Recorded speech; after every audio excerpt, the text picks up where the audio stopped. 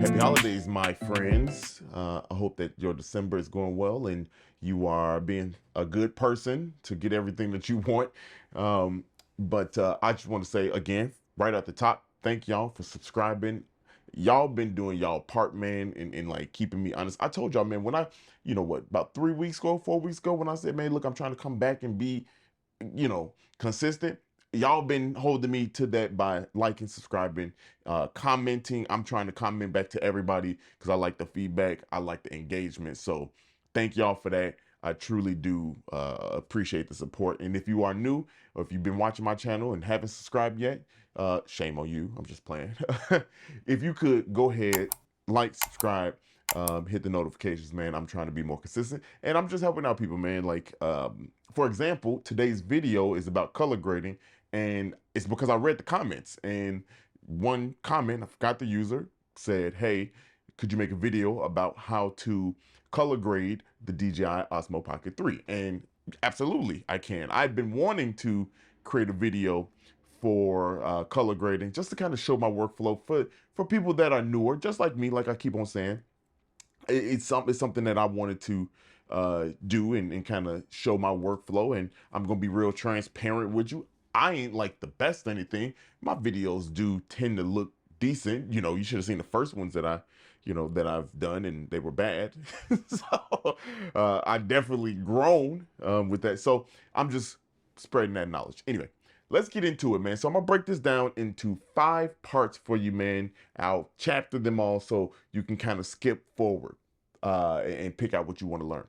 But we're gonna start right at the top with the DJI, and mind you, I'm doing a color grading video, and he wanted to show how to use that. So I'm going to show a general use of how to color grade in general, but we're going to be talking about the DJI Osmo Pocket 3 because this is actually a very intriguing unit when it comes to being super professional with it, as professional as you can be with this. So if you are getting this, I'm going to make sure you maximize that Christmas present that you just got or you are going to get. So here we go. We're going to talk about the use the Pocket 3, turn it on, and I'm going to go over some settings that I know to use and some kind of rule of thumbs. First thing you want to do is decide on what you're shooting in, right? And I don't care if it's 1080p. I don't care if it's, 2.7K or 4K, right? Whatever frame rate you are setting in, you want to do some adjustments for that. So let's go over here to the Pro setting, right? And I might have some screens of this, but if you could follow along, that'll work. But go to the Pro, turn that on. We're going to change some settings here, and we're going to start with the color menu, the color option, right? We're going to change that to D-Log M. That's going to get you the ability to color grade in 10-bit color right off the top, right? So after you change that, let's go over to exposure, because this is where it really gets tricky. It's set to auto and you really can't do too much, right? With that, and it kind of sets what it thinks it's going to do, but that's not going to get you good color. I did that at the very beginning to see how it was straight out of the box, and it was trash. So I figured it out. This is what you want to do. As a rule of thumb, like I said, don't care about the resolution, but the frame rate, whatever you are recording in, and it doesn't matter if you're going to do the 120, if you're going to do 60 frames a second or 30 frames a second.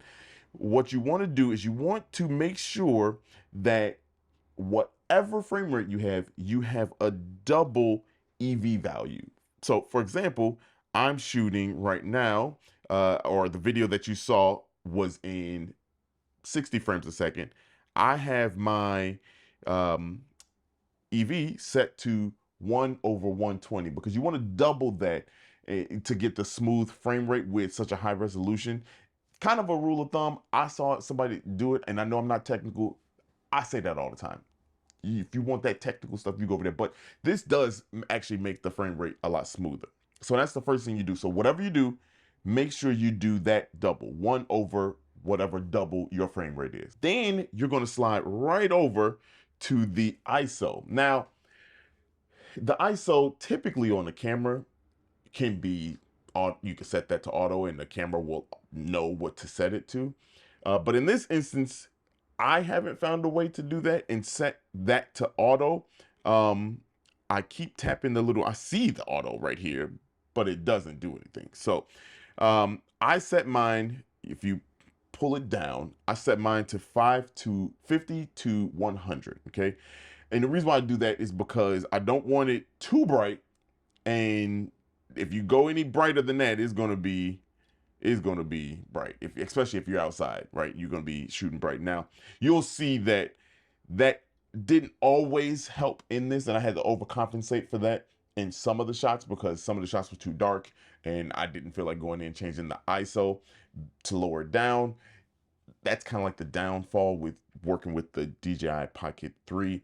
These type of cameras are not professional cameras, right? They're just kind of like quick. So you'll see that it worked out, but some of the shots were too dark and I wish I had lightened it up.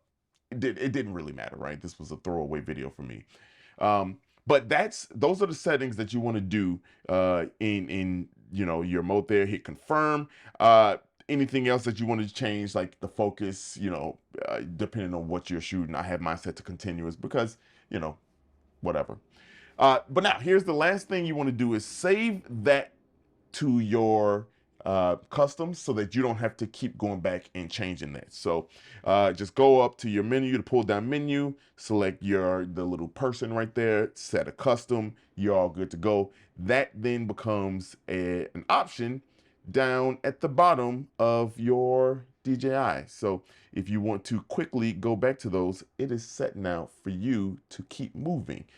And that's that, right? So you take your video footage and you get that all going. It's looking, you're having fun, right? You're kind of gauging it. It's looking decent.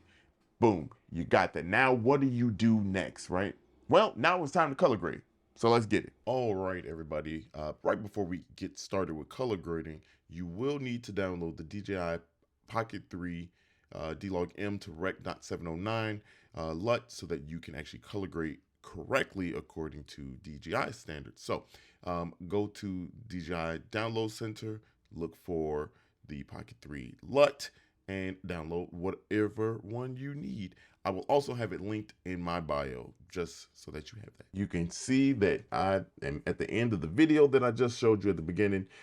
We are going to get started straight from the top here.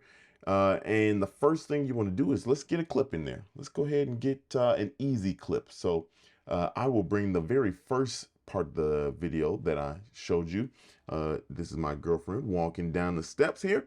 And the first thing you want to do is you want to have an adjustment layer. And adjustment layers you can get pretty much anywhere. I downloaded mine for free from, I forgot who I got it from, to be honest with you, but if I find it, I'll link it for you if I can give it to you for free.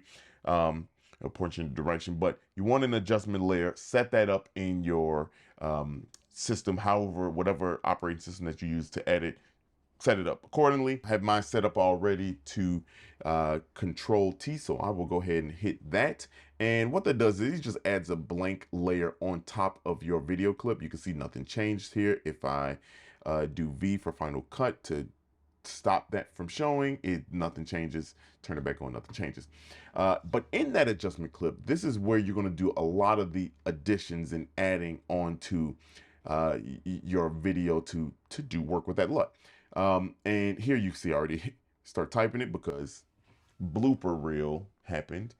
But if you want to go to your effects, wherever that may be in your editor, I type in for Final Cut custom LUT, and you can see custom LUT is there. If you double click while that adjustment layer is highlighted, boom, boom, it adds it there. I'll do it one more time. You can see, boom, now I got my 2 here, right up top here.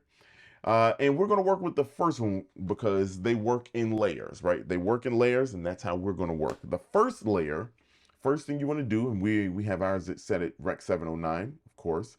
Um, First thing you want to do is you want to go down. You can see all the LUTs I have already, but what you want to do, since you're going to be loading this up for the first time, is go to choose custom LUT. Now it's going to bring up your search here, and all you do is you search for wherever that LUT is on your computer. You click that, you open it. I've already done it.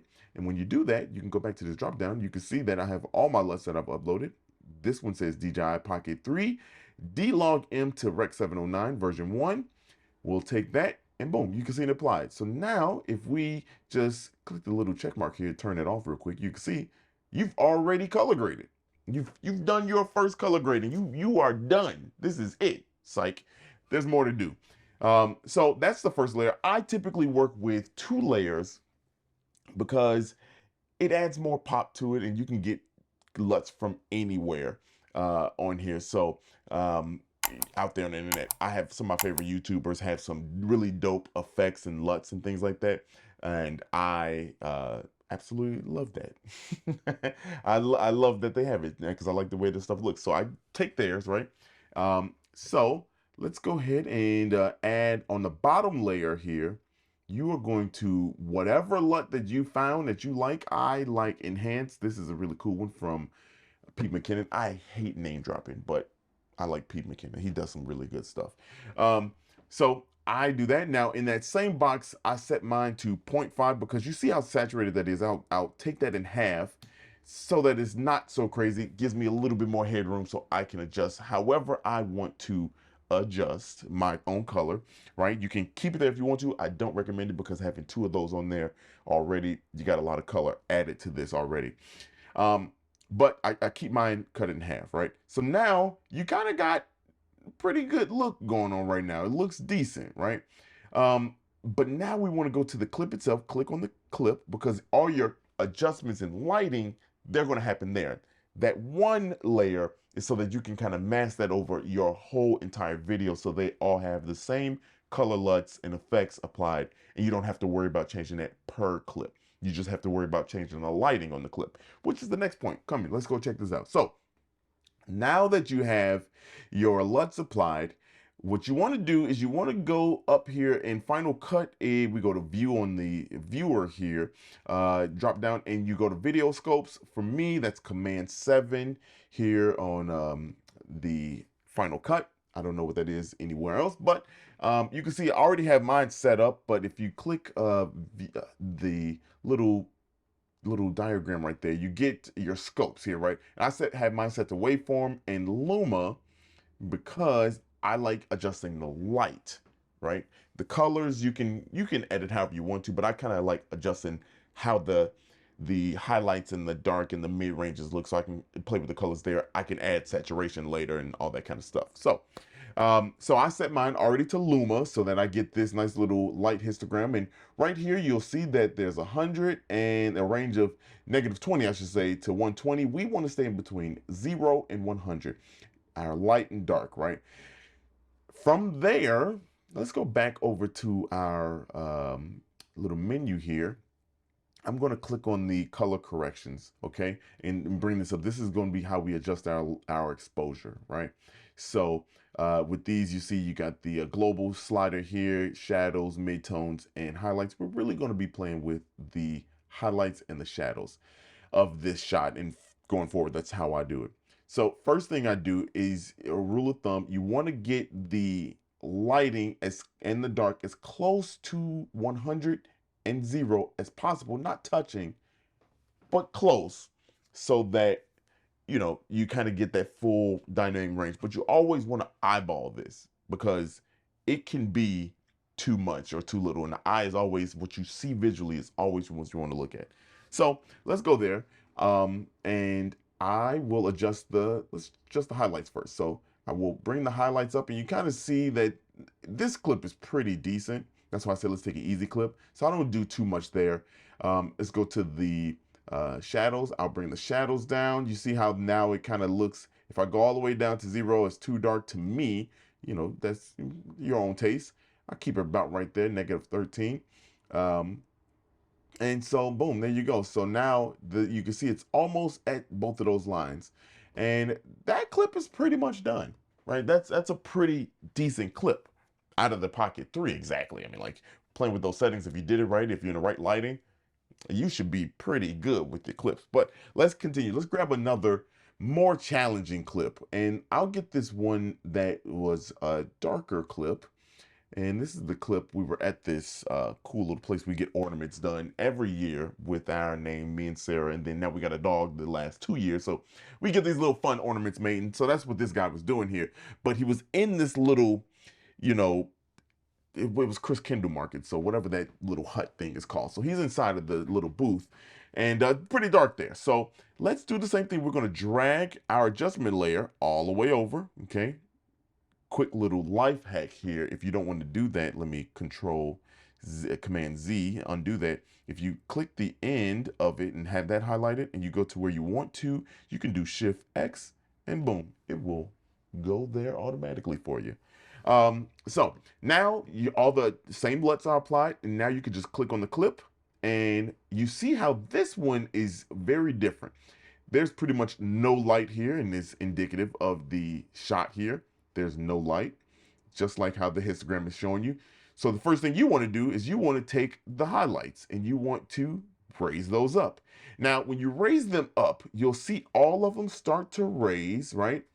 And the main region right here, you see the kind of like the horizon of where they mainly are. You got some stray lights here, and that's because you got lights in the background kind of doing their thing.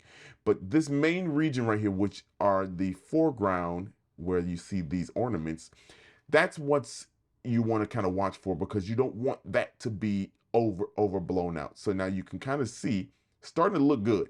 If you go all the way to the top, like I said, it doesn't look bad at all. It raises your shadows just a bit, but nothing much, nothing crazy. If you wanted to, you could possibly get away with that right there, and it looks good. But me personally, I think that's a little bit too blown out. I wouldn't have that raised all the way up 100%, because I kind of like the moodiness of it.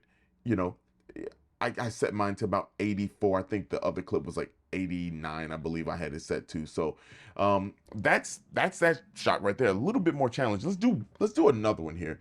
And we got the candy. Now this was where I was telling you I should have just raised my lighting up and adjust the ISO, manually, but like on an actual camera, full frame camera, it'll do it on its own if you set to automatic. But nonetheless, we worked with it here, right? You can see that it doesn't look bad. You can tell like if it's going to be a bad clip. It's whatever. As the garbage person goes by me here, sorry. So you drag your adjustment layer over again, do the same thing. It kind of is very dark. Let's click on the clip. Let's raise this up. Let's see how this looks if you raise it up, because this is going to do something interesting. So if you see here, it's raising all the way up, but you can also see the midtones right here, right? Those midtones are starting to raise also, and you didn't raise it over here. That's where you kind of know, that's an indication to me that you're raising the light too much, because now the midtones are trying to adjust themselves without you doing anything. So whenever I always call it the shoulder shrug. Whenever you see those start to, you're raising your highlights and then the midtones start to shoulder shrug and raise up with it, like as it's going up at the same time, you've gone too far. I always typically stop. As soon as I see that shoulder shrug, that's where I stop. So let's go back here and see if you can tell where we need to stop. So, yep, there, it looks like they're starting to move. If I go up, they're starting to move right now. So if I stay right around here, I'm good. And you can see my darks are already blown out. I typically never raise the darks because you start to get some noise in the image. You can see how noisy that looks. So let's go ahead and reset that. You can probably raise it a little bit and get away with it. I'll keep it right there but typically I probably would just keep that the way it is. But that's how you color grade something that is really dark. And you kind of just keep working like that and doing that. And overall, it takes some time, right? Don't want to lie to you. It does take a little bit of time to do this and play with. You can definitely go in and adjust the color and the saturations however you need to. Again, this is my workflow, a little easy for me. I'm new here, but that is how you color grade the DJI Osmo Pocket 3. Not hard at all. You know, it's very, very similar to full frame camera. And, you know, again, further proof why I really love this, because if you are a new creator, you can honestly get some amazing content out of this little device here. And I swear this is like literally like my favorite thing. Look, see, I told you about this. This is the one thing I don't like. Go back to that video. Yeah, it just further proof why I really like this, because you can really, really make some amazing work with this little gadget here. So, but that's it. That's how you color grade with the Osmo Pocket 3. Some good vibes, y'all. We're getting closer to Christmas. If you're watching this before, if you're watching it after Christmas is past, I hope it was great to you. I hope that your 2024 is going to go great. If nobody told you, I'm going to tell you, I appreciate you. I love you. Ain't nothing you can do about that, man. And until next time, y'all keep your heads all the way up.